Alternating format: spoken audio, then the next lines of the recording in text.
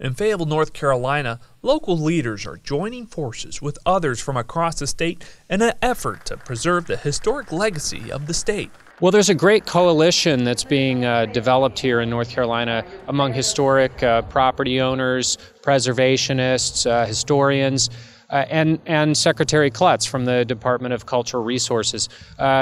Together with the administration, Governor McCrory has signaled that it's really important to the economic vitality of downtowns that we restore the historic tax credits that expired last year.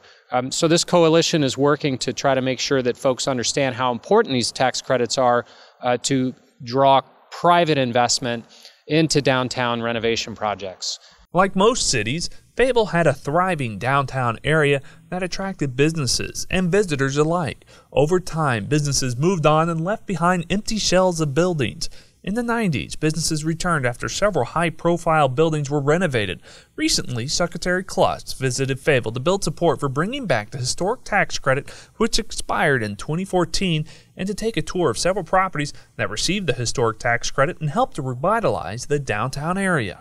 I understand that Fayetteville, since the federal credits started in 1976, have seen over $24 million of private investment because of the federal and state tax credits up to this point.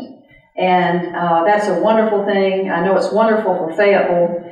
I can tell you that statewide we have seen over $1.6 billion in private investment from the tax credits. So there is no question that they are critical. It's critical that they be brought back.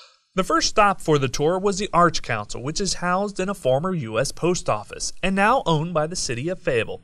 Today, in a partnership with the nonprofit Arts Council, the building houses events and cultural activities and serves as a popular attraction.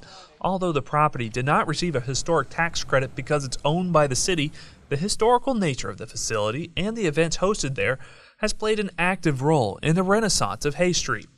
Less than a block away are three properties side by side that have directly benefited from the historic tax credit. First, there's the property located at 227 Hay Street that housed Brady's Soda Shop. After a $186,000 renovation, the property is now home to Rude Awakening, a vibrant coffee shop that is running strong since renovations were completed less than 15 years ago. Next door to Rude Awakening is the Cameo Art House Theater, which underwent a $474,000 renovation in 2001. Originally known as the New Dixie, it was one of the first motion picture theaters in town and continues to this day as an independently run movie theater with a loft apartment overlooking the iconic marquee on Hay Street. The Cameo has been named by local media as the coolest place downtown and voted the best movie theater in Fayetteville. Finally, there's the former Rainbow Restaurant and Hotel located at 221 and 223 Hay Street. Originally constructed circa 1914, the site housed a grocery store and restaurant before becoming vacant in 1976. In 1999, a $433,000 restoration of the property began that turned the property into a mixed-use facility that houses the Rainbow Room, a banquet room for weddings, parties, and social events, a private video production business, and an apartment on the third floor. A block and a half down the street, the tour stopped by the Capitol Building. Originally built in 1921 as a department store, the Capitol Department Store operated until 1990 when it closed its doors. In 2008, the building underwent a $9.2 million renovation and currently houses the Capitol Encore Academy, a charter school specializing in the arts, which opened its doors to students in 2014. Next door to the Capitol Building is Orange Deli, which underwent a $120,000 renovation in 2006. The next stop on the tour was the Market House.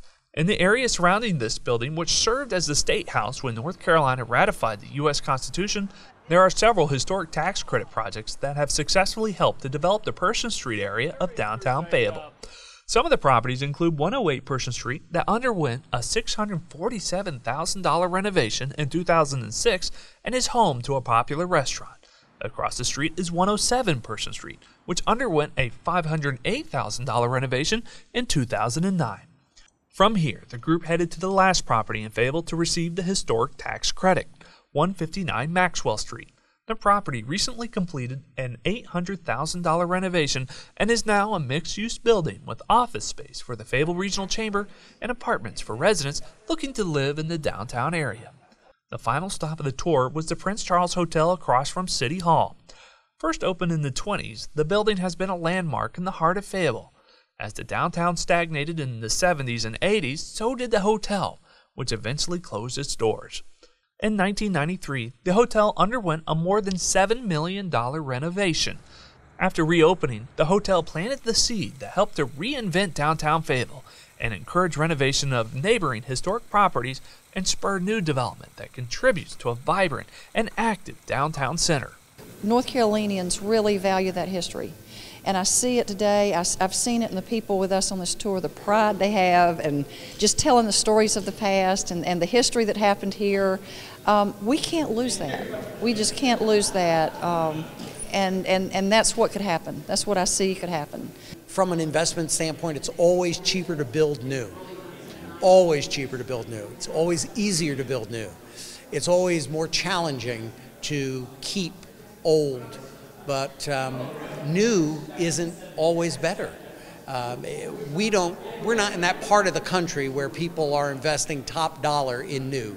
We get the Walmarts. And Walmarts are good revenue generators, but they add nothing to the historical integrity, the story of North Carolina. Nobody is going to pull off of I-95 and say, let's go to Fayetteville and see all the Walmarts. Downtowns are sort of like the living room in your house. It's the community's living room. And I think if you're going to invite somebody over, you're typically going to show them to the living room. And what you really miss is an opportunity to put your best foot forward when you have historic buildings in a downtown that are dilapidated, haven't been renovated. We've probably got between 15 and 20 other projects that would benefit from the tax credits. So we all know how good it looks now, but how much better could it look if we've got another 15 projects? It really is critical that that our legislature hear this and that they hear from people in Fayetteville and all over North Carolina, in the large cities and very small rural areas as well. I think the momentum that's gotten started here in the larger cities is just getting started in the small rural areas, and we can't pull that rug out from under them.